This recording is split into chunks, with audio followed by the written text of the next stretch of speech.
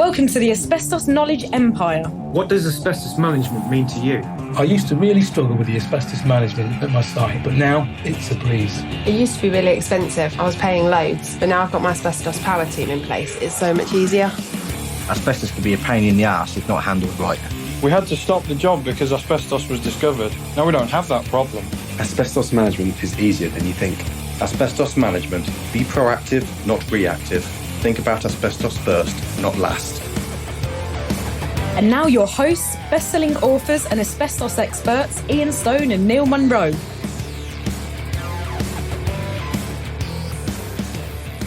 Welcome to the Asbestos Knowledge Empire. I'm Ian Stone. I'm Neil Munro. So today we're talking about the location of your asbestos consultancy and why that's important. Yeah, really important, isn't it? It is, and even more so now than ever. I think, I don't know, the way that the industry's gone, it's changed over the years. When you and I first started, we would do a lot of travelling around the country, wouldn't we? Yeah, it was. It's kind of, you know, it's a single man's job. That's what we kind of always used to say, wasn't it? It's like if you've got a family or commitments at home, then they kind of take second place in the week because you'd be doing long hours, getting up early, probably before anyone else in the house, and getting home quite late, travelling multiple hours each day there and back. Yeah.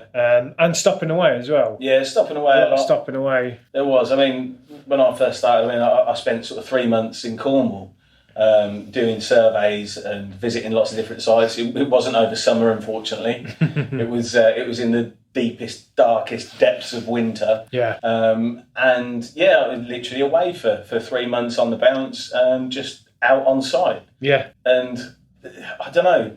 I think over the years, the industry's changed as a whole, and the people that work within the industry, they don't really want that anymore. No. Which kind of, I get, that's fair enough. Yeah, yeah. There is, I do believe there is an occasion where you do probably need to kind of warrant their travelling about.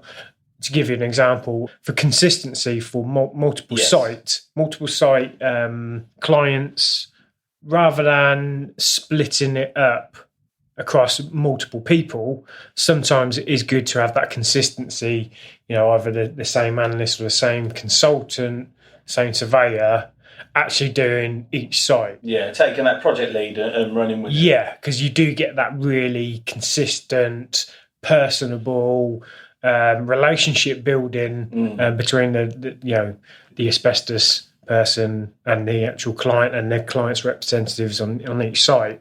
You get into the flavour of their working procedures, and it's kind of beneficial. But, and there is a but there. But and one, them as a company and as an individual must kind of have that in them. And I mean, all our guys have done a bit of travelling, and for those reasons, a bit of consistency, and they're aware of that.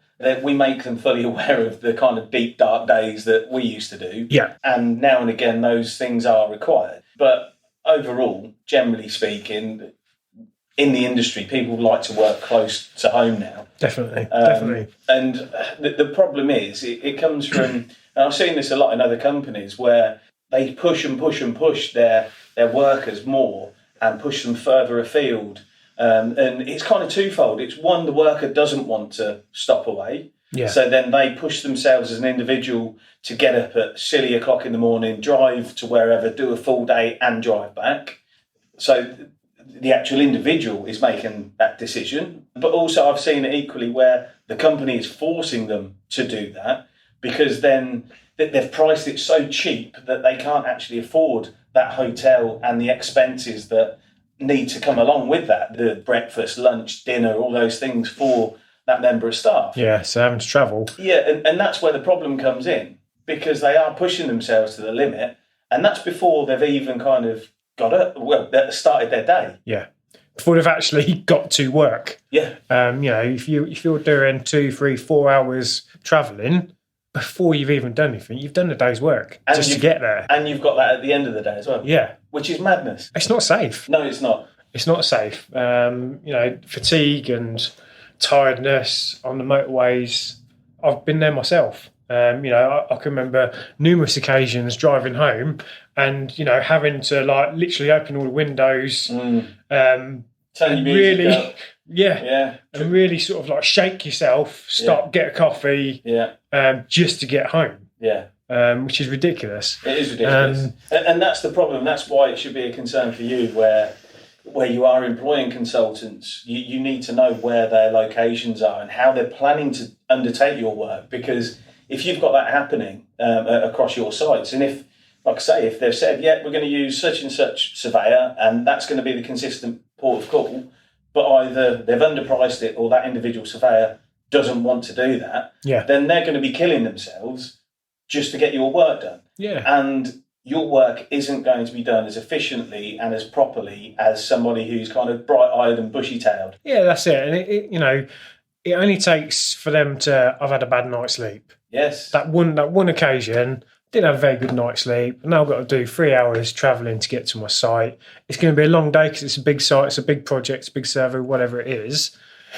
They are not going to be firing on all cylinders. They're not going to be 100% on the top of their game. Definitely not. When they turn up to your site. No. Because, let's be honest, they're going to be knackered. Yeah, exactly that. And that is where the problem comes in. We've spoken about complacency. Yeah. And it's those points in time when you've got, I don't know, like we're saying, you've already done a day's work before you've got to site. Yeah. You're knackered. Yeah. You've had a shit night's sleep.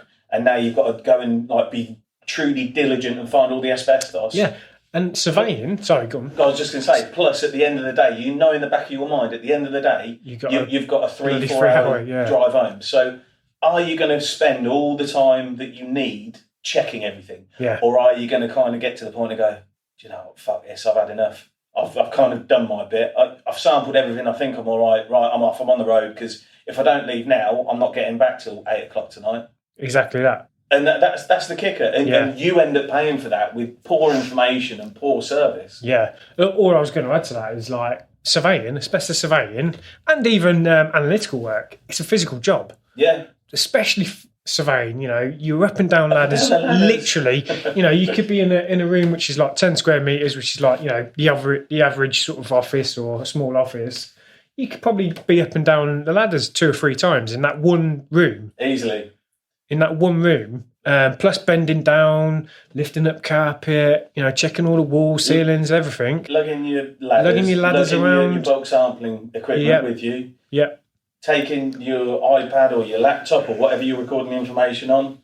Yeah, no, it is a physical, hard job. Yeah. And when you've got that on top of, like I was saying, essentially fatigue, you're not going to be getting the best that you could. So if I was employing a consultant, I would be checking that they have got that kind of locality to me so I can get the proper service and that the guys aren't going to turn up knackered. Yeah. If I am a national client, again, and I wanted that 100% consistency, I would be speaking to that individual surveyor who the company are on about putting forward and questioning them to the point of, look, have you got kids? Have you got a missus? Are you sure you want to be travelling around all these? Because I've got, 20 sites, 30 sites. It might be like a month, 2 months away. It might be more. Some of the big clients that have got hundreds and hundreds of sites, it kind of then becomes essentially a full life on the road. And is that individual prepared for that? You kind of need to understand that. And I don't know, there's a lot of companies with offices or so-called satellite offices out and about, and in reality they're just names and postcodes and they don't actually have people working from those facilities. So again, on paper it looks like everything's all hunky-dory because they've got somebody literally next door to you. However, in reality they're servicing it from their head office, which could be 100, 200 miles away. And that's kind of commonplace because I think that the way that advertising and marketing and things like that are happening, people are scrabbling to do more on the likes of Google and stuff to put it out there that, oh, no, we are everywhere, where in reality they're perhaps not. And those are the things you need to kind of check. And us as a company, we've got kind of satellite offices. London, Northampton, Leeds. There's going to be another one opening soon, which we'll talk about at another point. But supporting that, because we know that doesn't work, that we can't cover the whole country from, say, Northampton, because it's impossible. We've got guys over the country that they're not working out of a base, they're working from home. Yeah. That was the fundamental difference, wasn't it? You can't obviously have an office everywhere. No. But you can have individuals located around the country, which is what we've tried to sort of steer and try to do for that very simple reason of fatigue and not making people travel hundreds of miles on a daily basis. Exactly, because like we're saying, I mean, that's the ultimate thing. One, it's not good for the individual, it's not good for our company, but for the end user, the end client, the duty holder, it's really not good for them, because you're just not getting what you should be getting. Yeah. And we're not even touched on the upside of that is, it has significantly reduced our carbon footprint. From an environmental point of view, we're not spending hundreds of pounds on fuel for people just driving around the country. Yeah, exactly that. And that is a big thing for us as a company. I mean, that's why part of our ISOs, reducing our carbon footprint, and kind of it all goes in line with our environmental policy. And that is the way that we kind of are ticking those boxes. And that's the thing as well. It makes us leaner in pricing.